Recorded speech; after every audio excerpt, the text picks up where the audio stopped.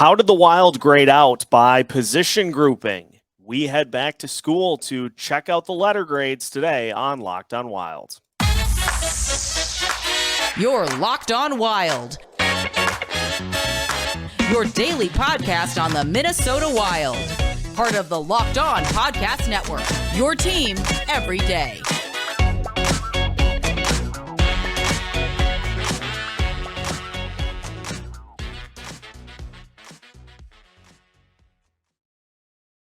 What is happening, everybody? Welcome to another episode of Locked on Wild, your daily Minnesota Wild podcast, part of the Locked on Podcast Network, your team every day.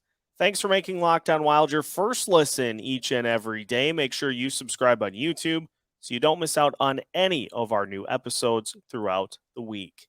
On today's episode of Locked on Wild, we grade the Wild by position grouping. We'll talk offense, defense, goaltending, and special teams with Alex Micheletti today to try to just get a little bit of a sense of what worked and what didn't for the Wild here this season. My name is Seth Topal, your daily Minnesota Wild insider, joined as always on a Monday edition of the show by Alex Micheletti. Alex, we saw some crazy playoff games here this weekend. We may talk about that at the end of the show today, but letter grades. We're going to go through and just talk about how the Wild did in particular position groupings this year. We'll start with offense, and it was a team that I don't think we expected 305 goals again this season. Now, the Wild did score 239, so a 66-goal drop. You had a bunch of players. You had a handful of players who regressed offensively, but some emergences as well. And so just from a letter grade standpoint, if you had to grade out the Wild offense, where would you lean? Yeah, I would give it a B. There was, a lot of unexpectedness in the scoring. Also some regression, like you mentioned. I think the big issue, obviously missing Fiala, but the grief line kind of just disappeared and combusted. Greenway did not help that at all, and then obviously gets traded in the end. And then Foligno, regressing to 7 goals from 23 the previous year. So there was some regression, but also some guys that really stepped up. I was really surprised by Freddie Gaudreau's season. I thought he played excellent, and was rewarded for that contract extension. And then obviously we saw the breakout of Matt Boldy, especially when Kaprizov went down. And so, it was kind of by committee scoring attack. And so, it was, I was really impressed, by, Ryan Hartman too, at times, he at the end of the, season press conference, he seemed like a guy that is going to come back next season with the absolute vengeance. And I love that he's a straight shooter always. And so, we'll see what comes next season. But I was definitely surprised by some of the guys, and you're gonna obviously see some regression without Fiala. So but 100%. And you had last year, the Wild had 6 players with 20 plus goals. You had Kaprizov, Fiala, Zuccarello, Hartman, Eriksson Ek, and then Foligno. And then you had 8 players that scored 10 or more goals.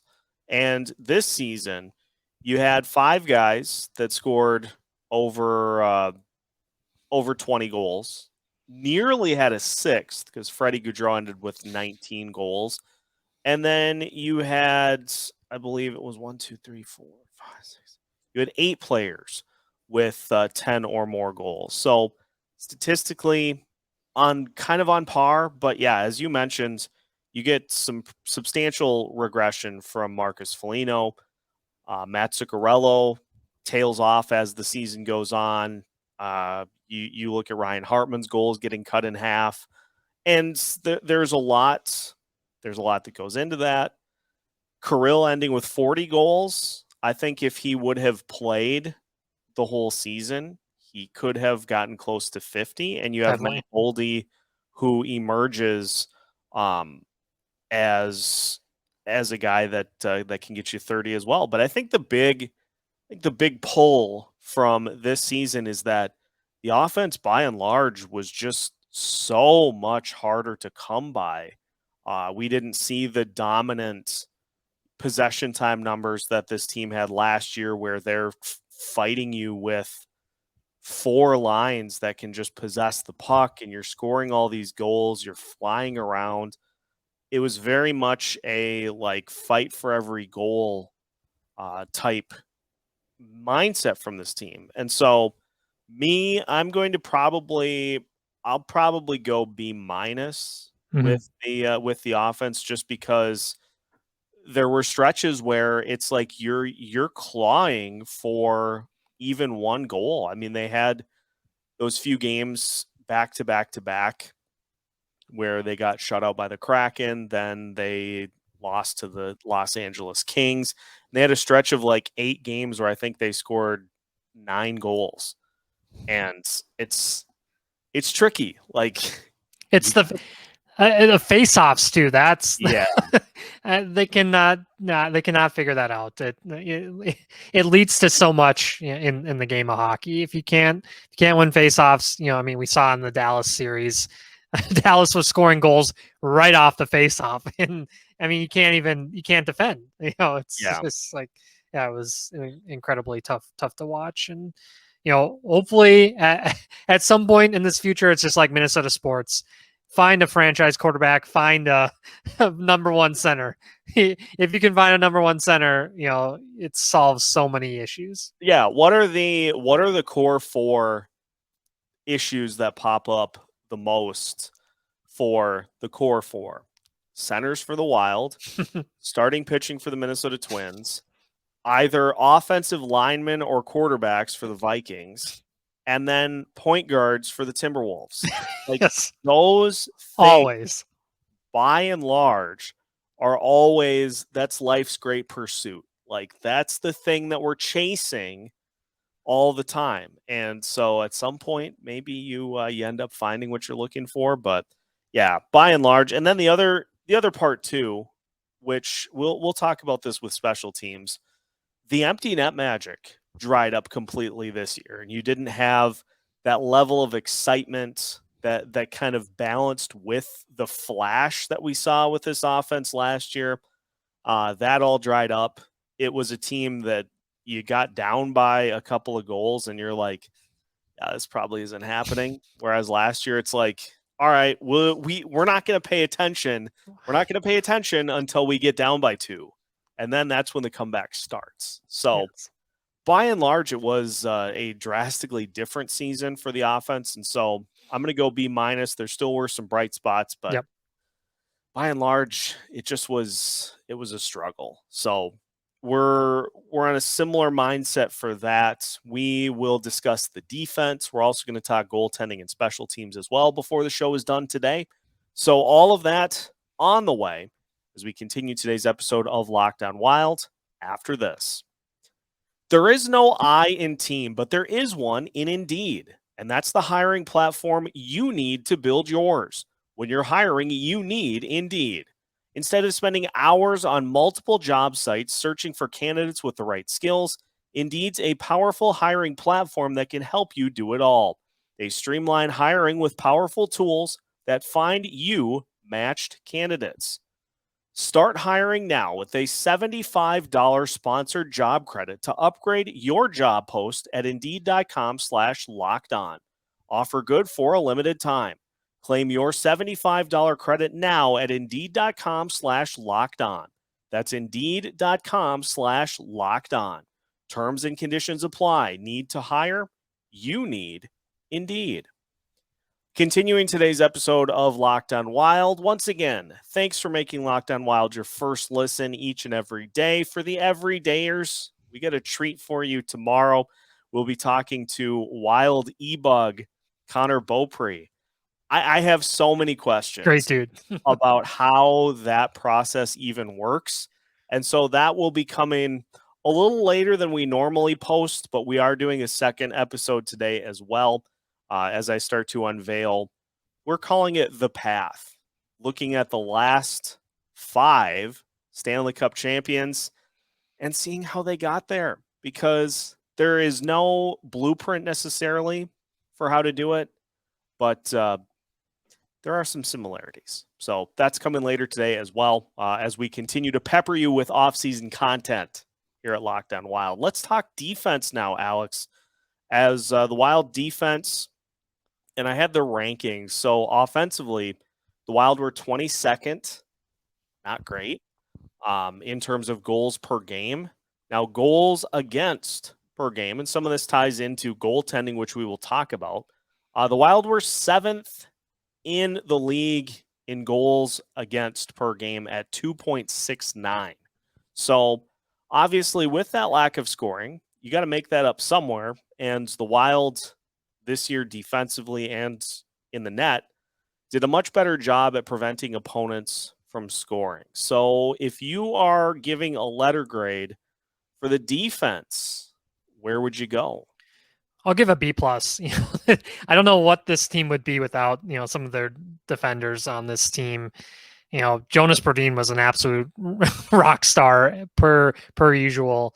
And, for the most part, I thought the same thing with Jared Spurgeon and, and Matt Dumba at times was phenomenal, especially near the end there. That probably has a lot to, do with him knowing that this is the end with the Wild. So he wanted to, prove to other teams, look at my game tape for, to cash in. A little left in the tank. Yes. Yeah. Yep. So have to give him props. And Jake Milton, what are the under the radar pickup by Billy Guerin over the past couple of seasons? He's phenomenal defensively. The third pairing was an absolute roller coaster. There was guys thrown in and out of there. It always seems to be, we always joke the Olay defense, but you can't find a better top 4 than what the Wild have. And then, finding a gem like Brock Faber at the end there was just, phenomenal. So yeah, just kind of all over the place. But, if they didn't have some of these guys, it could be a lot worse. And so, nice to have that top 4 that they had this season. Yes, I am in full agreement there. I'm gonna go B for the defense. Okay. Because the big thing that sticks with me was how the season started. Yeah. And it's funny because it was 3 games, but I remember that Colorado game. I remember after those 3 games, just looking around, and I'm like, did I land in a bizarro universe? What's happening here? And there were stretches during the season in which this Wild team they dominated defensively. They were giving up under 2 goals per game for a large part of the season, minus those first 3 games. And so, I may be being a little too critical on the defense, because as you alluded to, that top 4 has been so good. And now you throw Brock Faber into the mix, who can hopefully help find a little consistency with that third pairing. I talked about it in Friday's show, and with the fact that he scored now, I'm going to just say, I miss you, Carson Soucy. I'm going to forever Dr. Seuss. I'm going to forever wonder, what if the Kraken had picked Kaapo Kähkönen instead of Carson Soucy?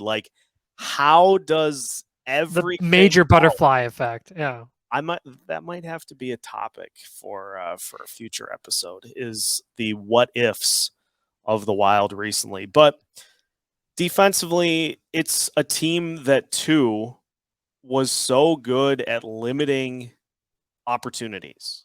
This defense really, I think, this year did such a good job of just preventing teams by and large from getting to the net. And so, yes, as we'll talk about in a little bit, the goaltending is a huge part of that. But there is also the factor of not allowing your opponents to get close. And there are exceptions. There are teams that were able to at points. Dallas did a good job of it in the postseason. But by and large, through the regular season, this team just did not allow teams to get close to the goalies. And so credit to the defense. Obviously, a great job that they did and needed it because you lose 66 goals.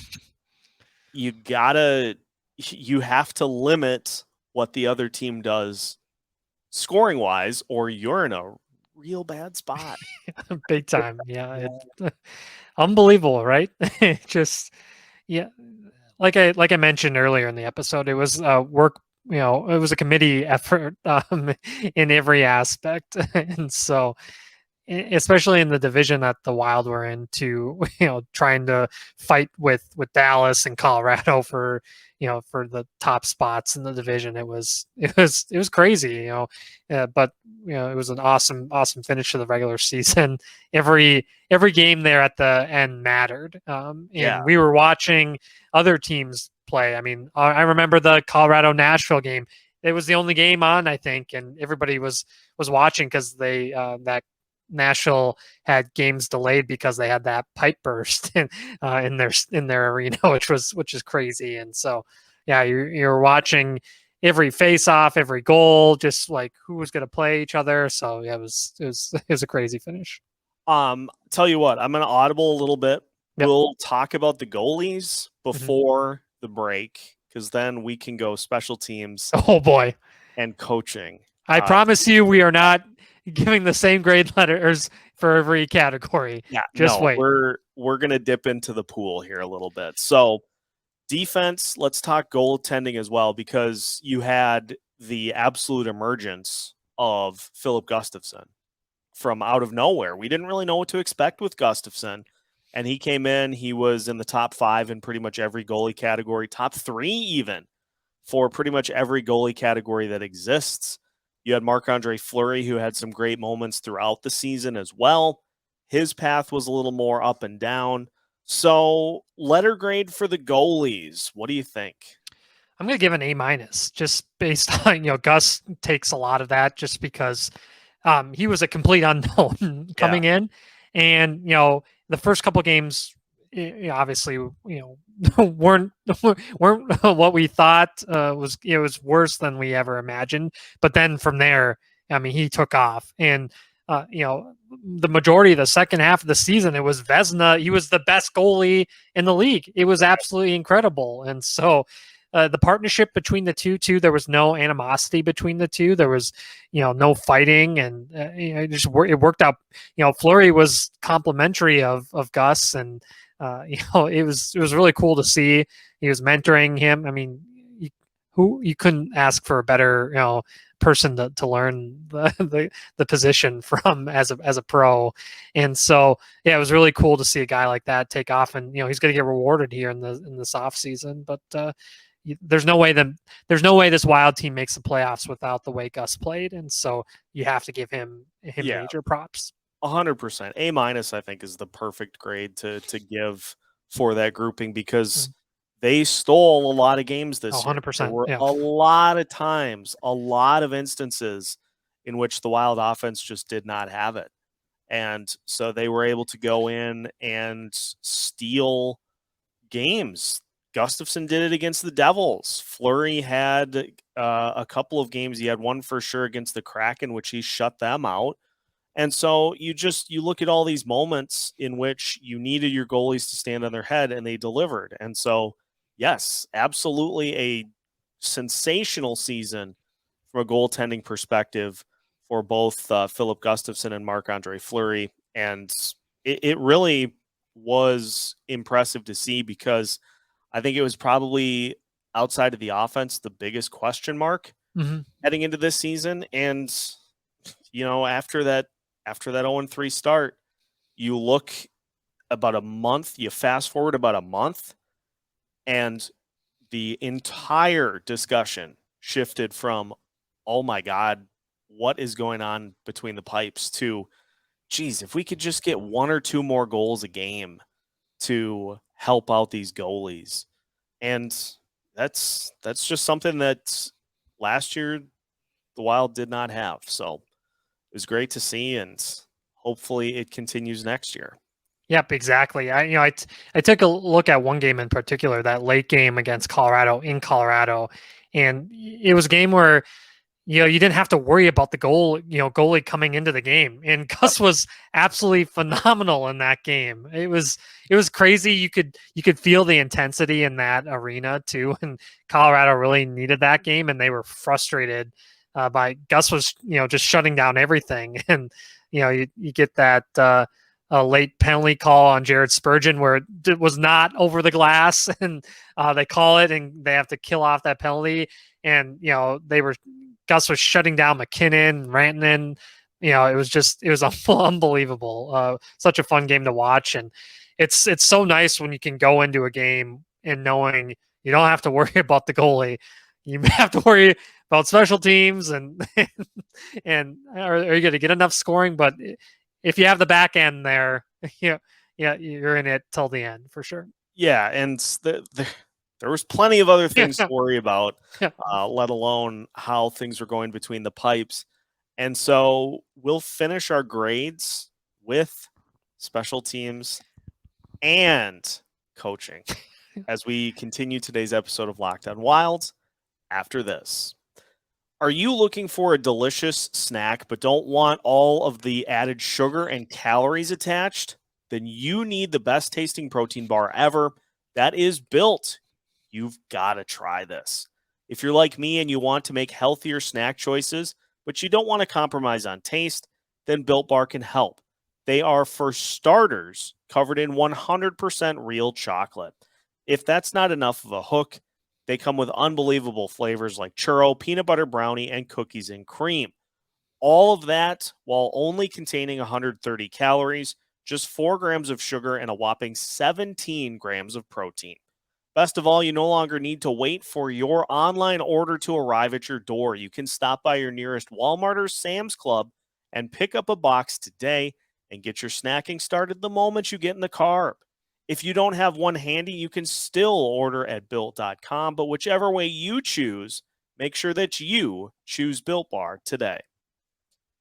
Final segment of today's episode of Locked On Wild. Once again, thanks for making Locked On Wild your first listen each and every day. For the everydayers, once again, we've got a couple of episodes coming for you tomorrow. We'll talk to Connor Beaupre about life as an emergency backup goalie. We're also going to talk to Brett Marshall of Sound the Foghorn for later tomorrow. That'll probably air on Wednesday. We got Judd Zolgad lined up for some point later in the week as well. We're reeling in the big fish as we get the offseason cooking. And, of course, we've got Alex Micheletti here on a Micheletti Monday, handing out letter grades for the various position groups for the Wild. Let's talk special teams. And here are the rankings. The Wild's power play finished the season at 15th. Penalty kill finished the season at 10th. Let's start with the power play. Where are you going here? Oh man, it was a C- for me. Thank It was awful at points. It seemed like they had so much trouble just getting it into the zone. It's just it's so hard. It was so frustrating because to have success in this league, you need to score on your power play. Look at Edmonton. There's a reason why Edmonton is where they are right now is because of their power play success. What you told me off air, 59%. Like that's mind-boggling. And that's mind-boggling. That's not just for like the first 2 games of that series against Vegas. That's for the entire postseason, which includes another round already. And they're at 59%. Yeah, you can't win without your special teams. It's so hard to score on 5-on-5 in this league. And so that's something they have to figure out in this offseason, new strategies. Watch Edmonton's power play. It's so frustrating because they have guys on this team that can fire the puck, and they have great set of guys. For whatever reason, I have no idea. And I think a guy, we mentioned earlier is Matt Zuccarello. He has to be better. He has to be better. If you're playing with your best buddy in Kirill Kaprizov, he needs that co-pilot. If he can't figure it out, then you put Boldy with him. Even though Boldy and Johansson had good chemistry, Kirill needs a guy, a really high skilled guy next to him. And so yeah, it's very frustrating when you can't even get it into the zone and get your setup going. And they have big discussion. Are they going to trade Kalen Addison or not? Because John Klingberg's not going to be back, so someone's got to be is going to have to run that power play. And so if you keep Kalen, he's got to be better defensively to stay in the lineup. We know his offensive, on the special teams, but if you can't play defense, you're not going to be in the lineup for Dean. Yeah, 100%. The power play struggled with, I think, three main things, and then we'll move on to the penalty kill. It was too top heavy. You had basically all of your, and I know you're trying to, in this instance, you're trying to maximize, but you had a second unit that was essentially unplayable. Right. No, and non-power play guys. Marcus Foligno is not a power play guy, but he was out there. Too top heavy for one, too passive for another. Like, come on, you're not getting style points for playing catch on the perimeter for 30 seconds. And especially it seemed as moments were more critical, 5-on-3s in particular, yes, they just continued to not press the issue. And so way too passive, way too predictable. Yes. Too. Like, let's not forget that the notion of a drop pass, while it may be noble in intent, pretty easy to pick up. And when Dallas or any of the other opponents simply stacked the blue line, nothing. So I'm gonna go one lower. I'm gonna go with a D. Okay. Yes. For the power play. It was maddening. It was a unit that I think got a little too confident with early season success, and just kind of it destroyed them in the playoffs. Yeah, it was a disaster. And that was one end of it. The penalty kill was regular season wise was actually better, but then it got torched in the postseason. So I think it's got to be a similar grade here. Yes, same. It was more aggressive, which led to shorthanded goals, shorthanded opportunities. But at the end of the day, you got cooked for a second consecutive postseason with the only thing you really can't be bad at in the playoffs, and that's the penalty kill. And it just was guys out of position, not able to win a face-off, and not able to keep the front of the net clean. Like, it's not hard. Yeah, Rupe Hintz absolutely dominated the Wild. I'll never forget that goal against John Klingberg where he just absolutely undressed him in the clincher game. It was unbelievable. They were in, like we talked about earlier in the episode, they were scoring goals off face-offs, and you can't even get your penalty kill set up, but we can't forget the losses of Mason Shaw and Joel Eriksson. Those are two major guys on the penalty kill, but still, yeah, other teams win without guys. It's the playoffs are a battle of attrition. Who can get to the finish line with all their injuries stacked up and still prevail. It's why the Stanley Cup is the hardest trophy to win in sports. You got guys out there. I mean, Joel Eriksson tried to play with a broken leg. I mean, could you imagine us like in our regular jobs just no. Yeah.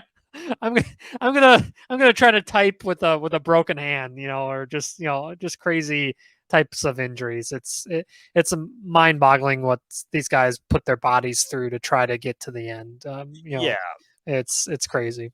It's frustrating too, because it's like, yeah, you've got those guys out, but you got to you got to do something. So someone has to step up. Come on, what are we doing here, guys? And which is it gets us to our final one, just to wrap up. Coaching.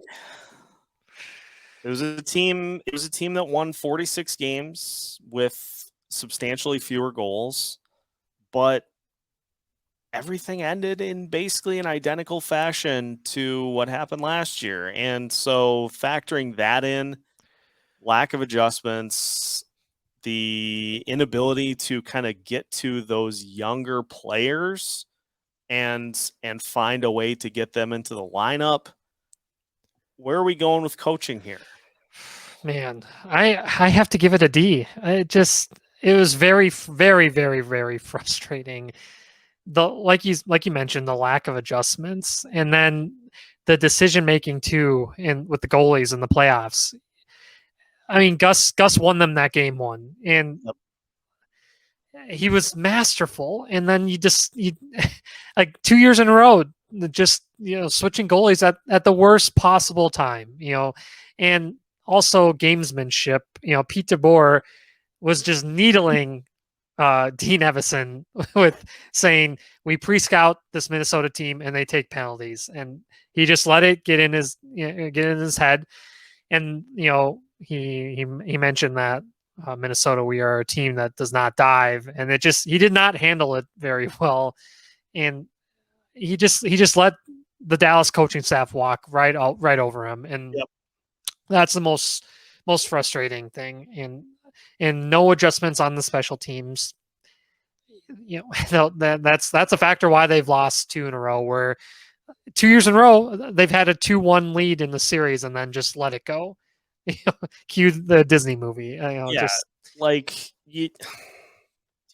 got to do something. Like the coaches that are down 2-1 in the series, making more adjustments than the teams that are in. They wanted it more. They just wanted it more. It's frustrating.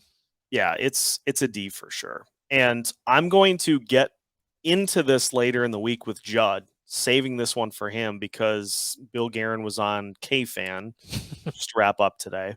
Bill Guerin was on K-Fan, and he made the point that it's he doesn't want to throw a ton of judgment on Dean because he hasn't given him a full deck to work with. And Judd and I'll talk about that later in the week. So, because stay tuned for that one. Yeah, got some thoughts. So there you have it. The grades for all of the position groups for the Wild. Now, keep in mind, we will be doing player-by-player evals too.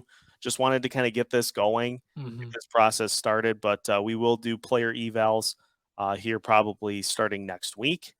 So make sure to tune in for that, and make sure to tune in for future episodes of Locked On Wild as well. If you are one of our everydayers who listen every single day, we appreciate having you on, and we look forward to you joining us for tomorrow's show. If this is your first time listening to Locked On Wild, take a second to subscribe on YouTube or follow on your favorite podcast platforms so that you don't miss out on any of our new episodes throughout the course of the week as well. We have new episodes every Monday through Friday as part of the Locked On Podcast Network.